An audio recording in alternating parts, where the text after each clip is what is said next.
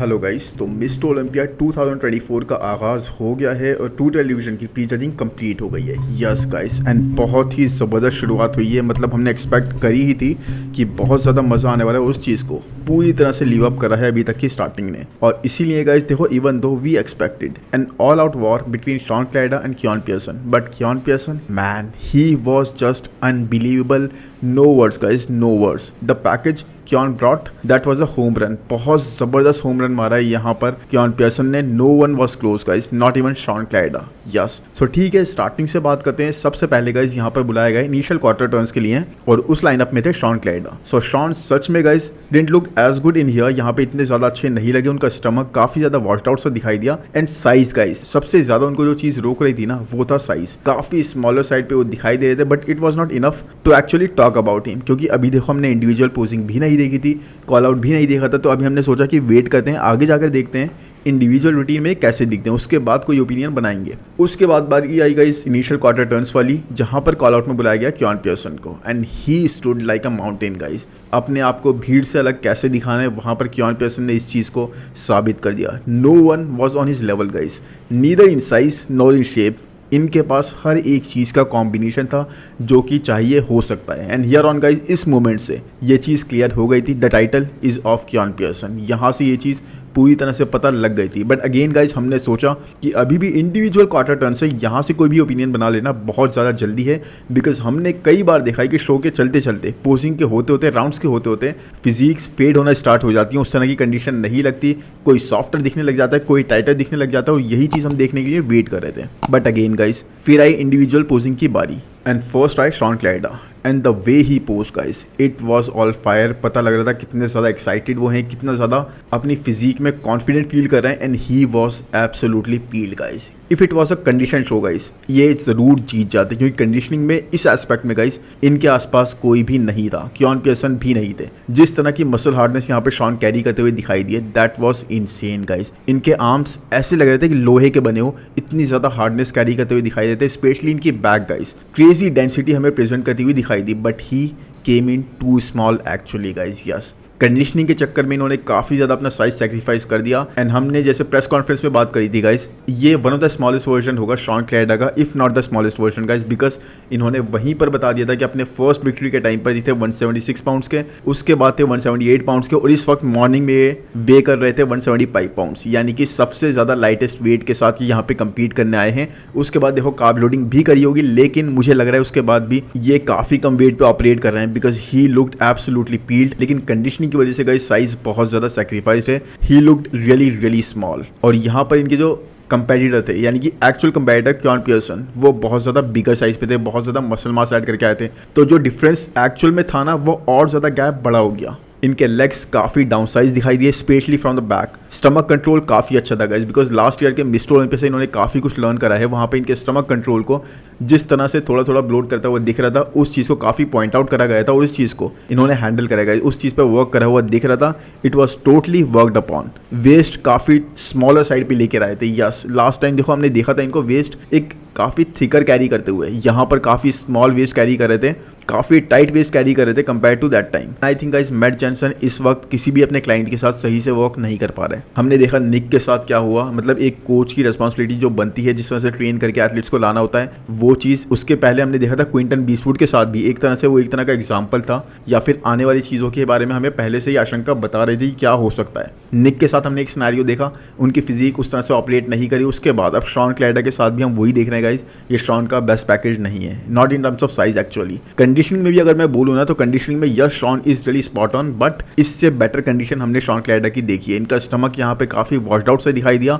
तो वही चीज़ है गाइस, अच्छा पैकेज है, काफ़ी पील्ड है compare to everyone else, but not the best Shaun Clarida we have ever seen. Anyways, उसके बाद बारी आती है कियान पियर्सन की इंडिविजुअल पोजिंग की। एंड क्या मारा है कियान पियर्सन ने यहाँ पर सबको guys. He was lights out. ऐसा लग नहीं रहा था ये 212 डिवीजन के कंपेटिटर हैं। यस गाइस, 212 डिवीजन के कंपेटिटर्स के बीच में ये ओपन के कंपेटिटर लग रहे थे। 212 के तो लीग वाले लग ही नहीं रहे थे। He was so damn big and dense guys, and on top of that इनका शेप किसी से भी सेकंड नहीं था। Was second to none guys. हम इससे ज़्यादा बेटर पैकेज 1 साल की इंप्रूवमेंट्स के बाद गाइस किसी से भी एक्सपेक्ट नहीं कर सकते थे, जैसा हमें कियान पियर्सन ने इंप्रूवमेंट्स के साथ दिखा दिया अपना पैकेज। ये Keone Pearson was a nightmare for everyone guys. जिस तरह की सेपरेशन की कॉर्ड्स पर विजिबल थी, इनका फ्रंट डबल बाइसेप वॉज नाली guys, was absolutely one of the best of current time, even beating Derek Lunsford. Yes guys, क्योंकि जिस तरह की सेपरेशन ये अपने आर्म्स में शो कर रहे थे ना, और कंडीशन शो कर रहे थे अपने आर्म्स में हार्डनेस के साथ में, that was unbelievable, not to mention the tiny waist. And उससे भी बेटर गाइस आप इनका फ्रंट लेग स्प्रेड पोज देखोगे, I mean look at his legs guys, unrealistic. यहाँ पर मुझे पूरी तरीके से डोरियन येट्स की याद आ गई।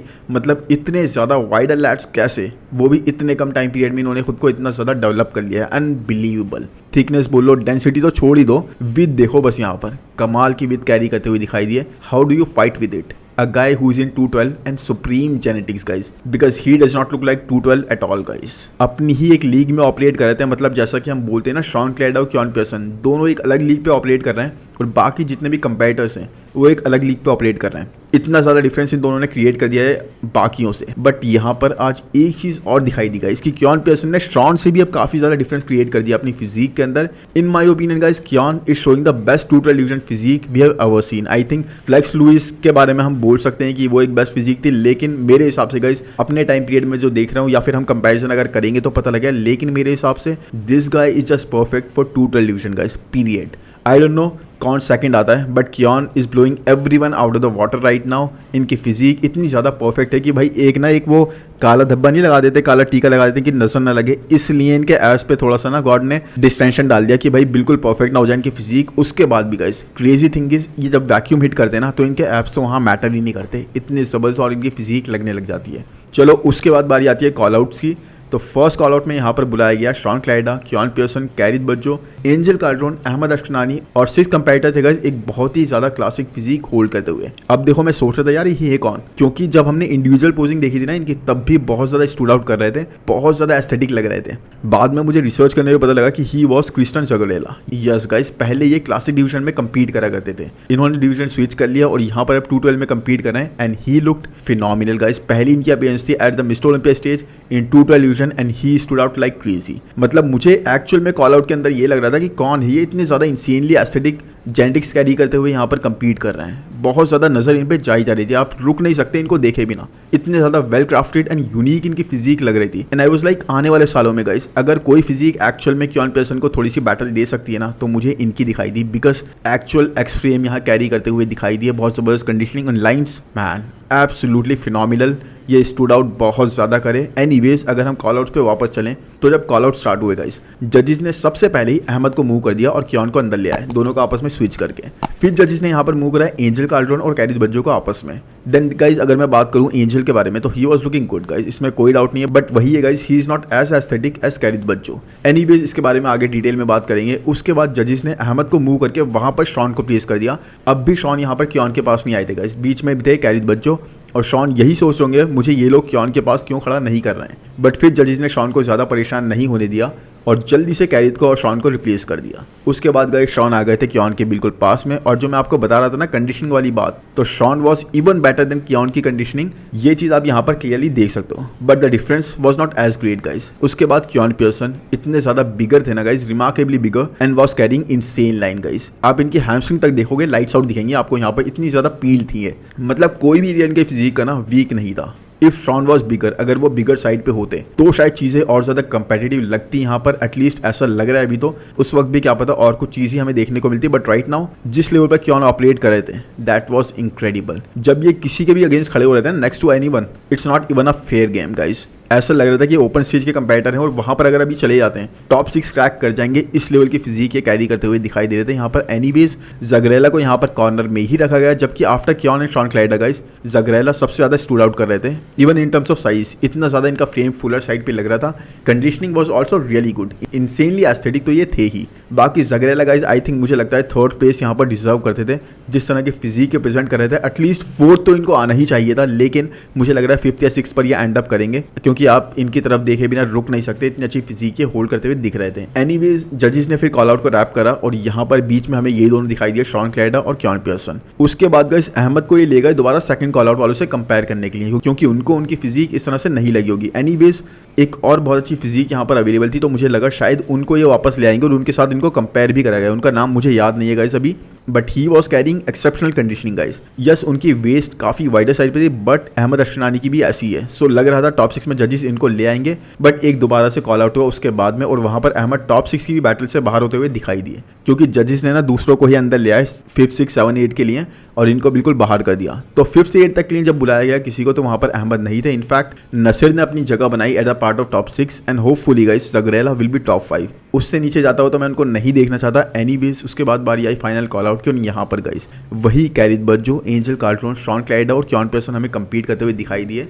एंड इस पॉइंट पर गाइस हमने शॉन को और हार्डर होते हुए देखा। यस गाइस, उनकी फिजिक पहले से भी ज़्यादा टाइटर दिखाई देने लग गई और कंडीशनिंग और भी बेटर होती हुई दिखाई दी और भी क्रिस्पियर होती हुई दिखाई दी as he was posing more and more. And it was incredible guys. मतलब पोस्ट करते करते हमने देखा उनकी फिजिक को चेंज करते हुए, इंप्रूव करते हुए। जजेस ने क्योन और शॉन को आपस में दोबारा मूव करा just to bring that element of surprise. But honestly guys in this call out Shawn actually stood out a lot guys. यहाँ पर थोड़े से उन्होंने पॉइंट्स जरूर बनाए होंगे। उनकी physique started to look more sharper, more condition, even more than before guys, more crispier. जबकि क्योन यहाँ पर हमें थोड़ा सा फेड होता हुआ दिखाई दी। यस, मतलब Keone still was too much for anyone else, लेकिन हाँ पहले ही कंपैरेटिवली थोड़ा सा फेड हो रहे थे। तो वही ये कॉल आउट ट्रैप हो गया। यहाँ पर हमें पता है कि फर्स्ट 2 के लिए इनके अंदर ही बैटल होगी, unless guys Shawn pull something exceptionally crazy in finals guys. Finals के अंदर कुछ जबरदस्त क्रेजी या बिल्कुल डिफरेंट करके ना आ जाए शॉन क्लेडा। क्योन के पास हर एक चीज़ है इस डिवीजन को डोमिनेट करने के लिए, ना सिर्फ 20 साल बल्कि आने वाले कई साल गाइस, जब तक ये चाहें इस चीज़ को करने के लिए।